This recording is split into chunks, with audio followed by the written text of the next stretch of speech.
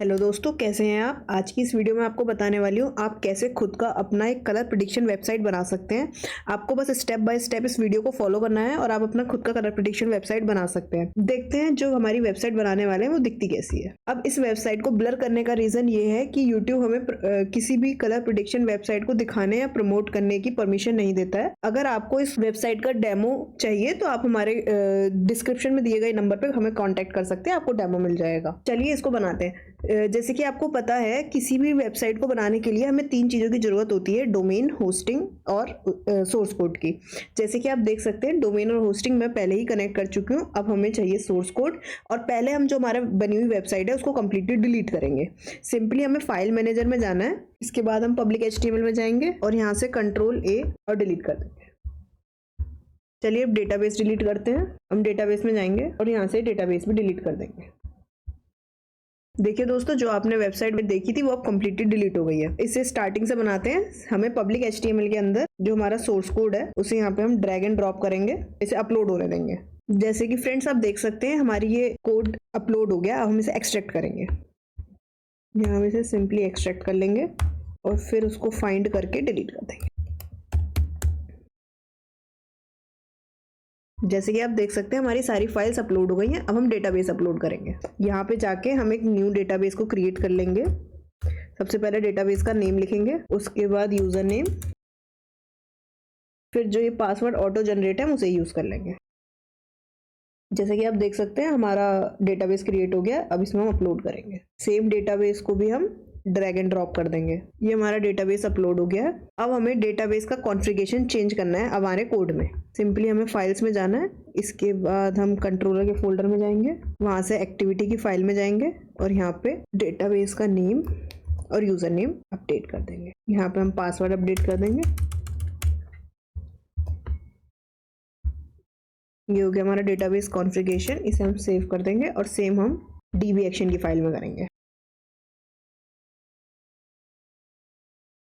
यहाँ पे भी ये डन हो गया। इसके बाद सेम प्रोसेस हम एडमिन में फॉलो करेंगे। एडमिन के अंदर कंट्रोलर के फोल्डर में एक्टिविटी की फाइल में सेम प्रोसेस फॉलो करेंगे।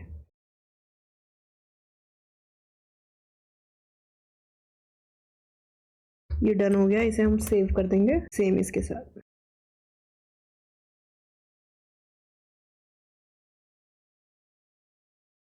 ये हमारा डेटाबेस का कॉन्फ़िगरेशन डन हो गया। अब देखते हैं हमारी वेबसाइट बनी ही बनी। देख सकते हैं दोस्तों, अब हमारी वेबसाइट बनकर तैयार हो गई है। अब हम इसके एडमिन की तरफ चलते हैं। अब हम सिंपली डेटाबेस में जाएंगे, एडमिन कैलकुलेशन की टेबल में जाएंगे और यहाँ से यूजर नेम कॉपी करेंगे और पासवर्ड कॉपी करेंगे। जैसे ही दोस्तों आप देख सकते हैं ये हमारा एडमिन लॉगिन हो गया है। अब सबसे पहले डैशबोर्ड पे हमारी कुछ विजिट्स हैं, जैसे कि ऑल मेंबर्स की विजिट हो गई, यूजर्स की विजिट हो गई, वॉलेट की विजिट हो गई, टुडे रिचार्ज की हो गई, टोटल रिचार्ज की हो गई, सेम विद विड्रॉ। ऐसे हमें विजिट्स मिल जाएंगे। उसके बाद हमारे पास ऑप्शन है एजेंट सैलरी का। एजेंट सैलरी में हमें पता चलता है किस एजेंट को कितनी सैलरी देनी है।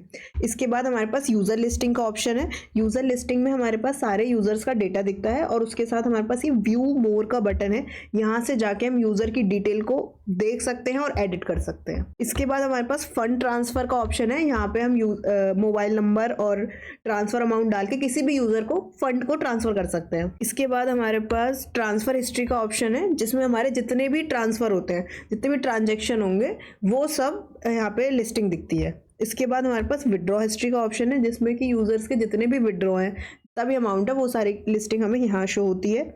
उसके बाद बैट हिस्ट्री का ऑप्शन है। सेम जितनी भी गेम्स की हिस्ट्री है, बैट की हिस्ट्री है, वो सब हमें यहाँ शो होती है।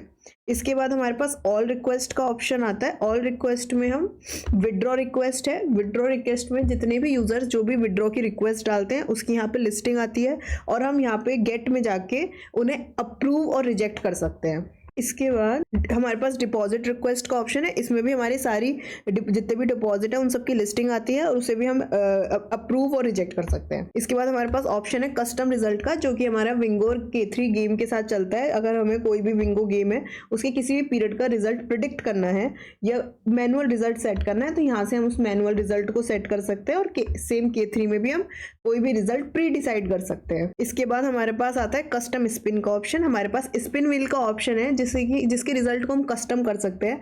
या तो हम किसी भी एक पर्टिकुलर स्पिन का रिजल्ट डिफाइन कर सकते हैं, या फिर हम उसे रैंडम छोड़ सकते हैं, उसमें कोई भी रिजल्ट आ सकता है, या हम कस्टम रैंडम कर सकते हैं, कुछ ऑप्शंस को सेलेक्ट करके उनमें से ही रिजल्ट आएगा। फिर इसके बाद हमारे पास सेटिंग का ऑप्शन है। सेटिंग में हमारे पास अपने यूपीआई चेंज करने का, यूएसडीटी एड्रेस चेंज करने का, और हमारा Instagram, Facebook, social media change करने का, इन सब का ऑप्शन है हमारे पास। उसके बाद हमारे पास लेवल सेटिंग का ऑप्शन आता है, जिसमें कि हम जो हमारा फर्स्ट रिचार्ज होता है, फर्स्ट रिचार्ज पे लेवल वाइज यूजर्स को कितना कमीशन देना है, उस चीज की हम परसेंटेज सेट करते हैं।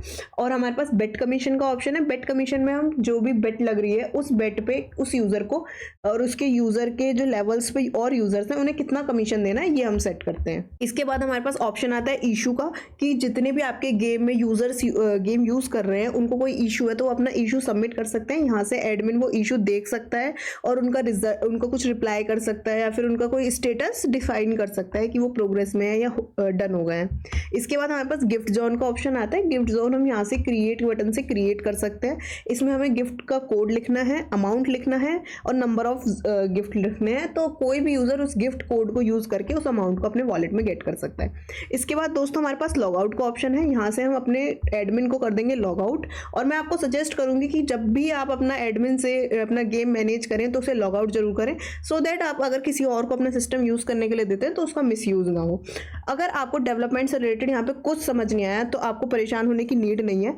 हम आपके लिए ये गेम का वेबसाइट बना के दे सकते हैं। हमसे कांटेक्ट करने के लिए डिस्क्रिप्शन में दी गई नंबर से हमें कांटेक्ट कीजिए। Thank you for watching the video. Do like and subscribe and wait for the next video.